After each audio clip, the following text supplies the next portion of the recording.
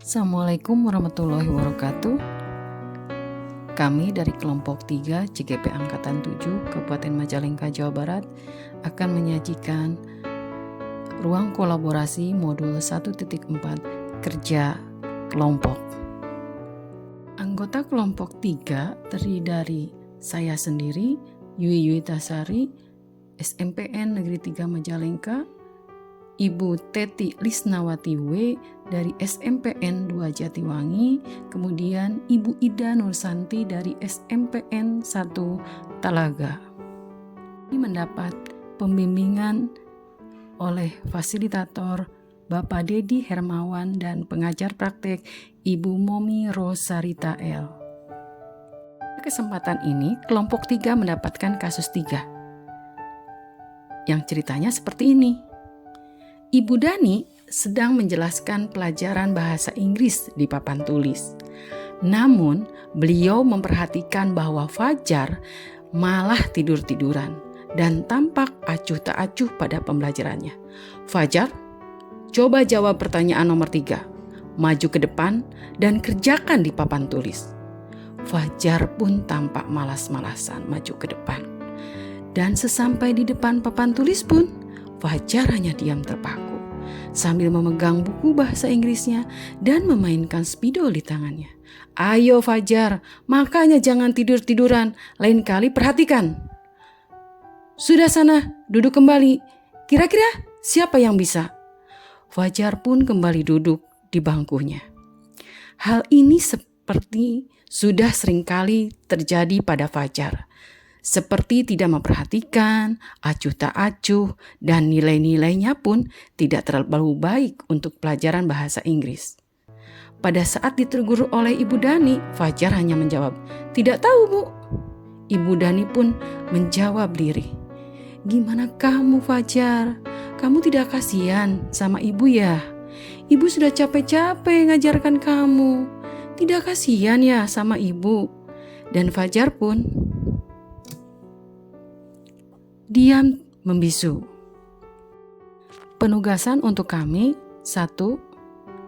Posisi kontrol apa yang diambil oleh Ibu Dani dalam pendekatannya kepada Fajar? 2.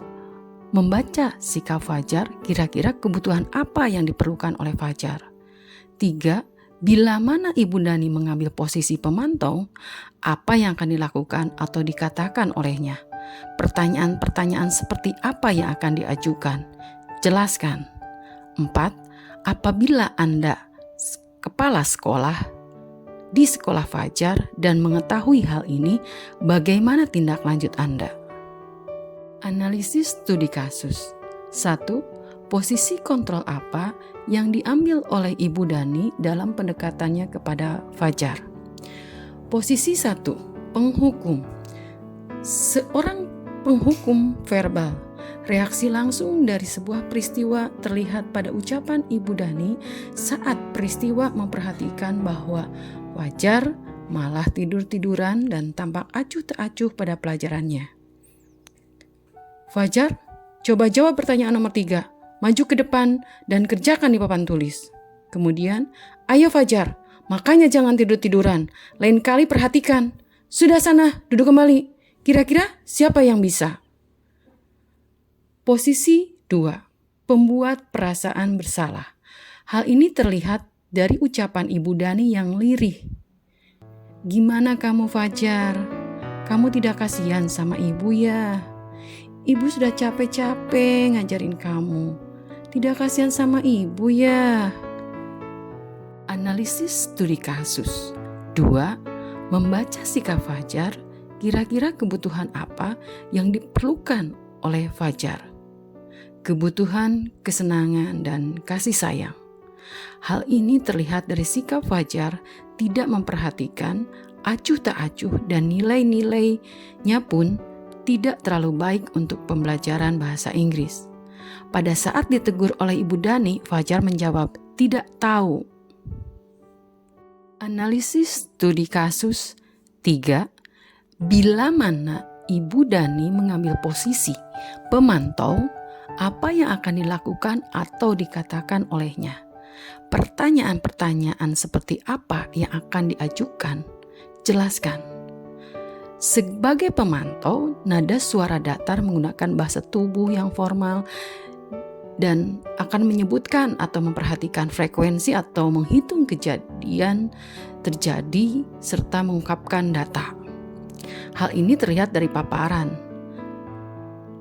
Hal seperti ini sudah sering terjadi pada Fajar, seperti tidak memperhatikan, acuh tak acuh, dan nilainya pun tidak terlalu baik untuk pelajaran bahasa Inggris. Pertanyaan yang diajukan adalah, Fajar, Ibu perhatikan kamu sudah seringkali acuh tak acuh saat pelajaran bahasa Inggris.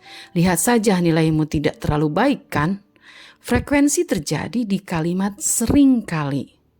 Data diungkap dari kalimat, lihat saja, nilaimu tidak terlalu baik kan? Analisis studi kasus 4. Apabila Anda adalah seorang kepala sekolah di sekolah Fajar dan mengetahui hal ini, bagaimana tindak lanjut Anda? Sebagai kepala sekolah, saya akan menyikapi semua permasalahan di sekolah secara hati-hati dan profesional. Dalam permasalahan ini, saya akan berkolaborasi mencari informasi sebanyak-banyaknya dan akurat dengan mengundang 1. Ibu Dani menanyakan, apa yang terjadi di kelas dengan murid bernama Fajar? Langkah apa yang telah Ibu Dani lakukan? Perasaan apa yang Ibu Dani rasakan saat menghukum Fajar? Apakah tidak ada cara lain selain menghukum Fajar? Memberikan alternatif penyelesaian masalah tanpa menghukum, yaitu dengan posisi kontrol manajer dan segitiga restitusi. Apakah Ibu tahu posisi kontrol manajer dan restitusi? Kedua, saya juga mengundang wali kelas Fajar menggali informasi tentang Fajar, menanyakan bagaimana latar belakang keluarga Fajar, perilaku di sekolah, hubungan sosial dengan teman di kelas dan luar kelas, serta bagaimana prestasi Fajar selama belajar di sekolah kita. 3. Saya juga mengundang guru BK menggali informasi tentang Fajar, bagaimana hasil bimbingan selama di sekolah yang telah dilakukan oleh guru BK. Bagaimana pandangan guru BK tentang permasalahan ini, haruskah dilanjutkan dengan bimbingan yang lebih lanjut lagi, yaitu dengan konseling individual yang dilakukan oleh guru BK.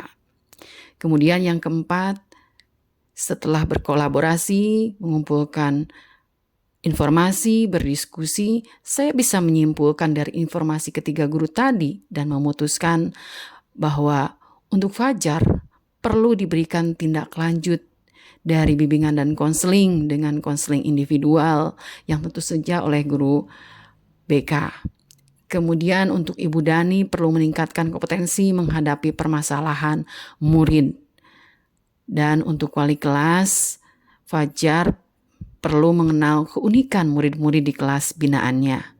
Tindak lanjut untuk guru-guru semuanya diperlukan peningkatan kompetensi dalam hal ini 5 komposisi kontrol dan segitiga restitusi sebagai alternatif pemecahan masalah murid dalam upaya pemberian layanan yang berpihak pada murid secara maksimal serta menciptakan budaya positif di sekolah yang saya pimpin. Setelah melakukan kegiatan kolaborasi dengan membahas dan menganalisis studi kasus 3, kami merefleksi kegiatan analisis studi kasus 3 sebagai berikut. Peristiwa. Pada modul 1.4 ini, kami kelompok 3 mempelajari tentang budaya positif dan sekarang masuk dalam ruang kolaborasi kerja kelompok diskusi pada hari Senin 12 Desember 2022 dan dilanjutkan hari Selasa 13 Desember 2022 presentasi hasil kolaborasi kerja kelompok kami. Alur diawali dengan kegiatan ruang kolaborasi Garut Majalengka, kemudian pembagian kelompok kami mendapat kelompok 3 dengan mendapatkan kasus 3 dan masuk ke ruang diskusi kelompok 3. Kemudian di ruang kolaborasi kami berdiskusi, mulai membacakan kasus, membahas pertanyaan, dan mencoba menjawab pertanyaan dari kasus 3. 2. Perasaan. Perasaan kami berkolaborasi menyenangkan, dan ini ketiga kalinya kami berkolaborasi. Kemudian dinamika kerjasama dalam kolaborasi terjadi membuat kami belajar lagi untuk lebih mengerti anggota kelompok lain, menghargai pendapat, masukan, dan menyamakan persepsi dalam menganalisis kasus 3. Berikutnya, menganalisis kasus 3 ini melibatkan perasaan kami, karena kami juga pernah mengalami mendapatkan seperti kasus 3. Dan saat itu memperlakukan murid hampir sama dengan Ibu Dani. 3. Pembelajaran. Di sini kami mendapat pembelajaran penting, berpikir positif, hati-hati dalam menganalisis kasus 3 dengan cermat. Kemudian, analisis kasus 3 ini cukup menantang kami karena harus dikaitkan dengan materi yang sebelumnya telah kami pelajari. Dan dari kasus ini, kami mendapat pembelajaran bahwa apabila kami mendapati permasalahan di kelas atau sekolah, perlu adanya ketenangan, kesabaran, dan berpikir jernih agar mendapatkan solusi yang tepat dalam bertindak. 4. Penerapan. Kami akan menerapkan ilmu yang telah kami dapatkan, khususnya posisi kontrol manajer dan menggunakan segitiga restitusi dalam menerapkan penyelesaian permasalahan yang dihadapi murid di kelas atau sekolah. Kemudian, kami akan terus bergerak memperlihatkan komitmen kerja kepada rekan sejawat sehingga tumbuh keinginan untuk berkolaborasi mewujudkan pelayanan, khususnya menyelesaikan permasalahan murid yang lebih berpihak pada murid tanpa menyisakan sakit hati, rasa takut, atau trauma pada murid. Murid merasa senang, gembira, dan bisa memutuskan apa yang harus dia lakukan sebagai bentuk pertanggungjawaban terhadap masa depannya. Demikian penyajian kelompok 3. Kami ucapkan hatur nuhun, semoga bermanfaat.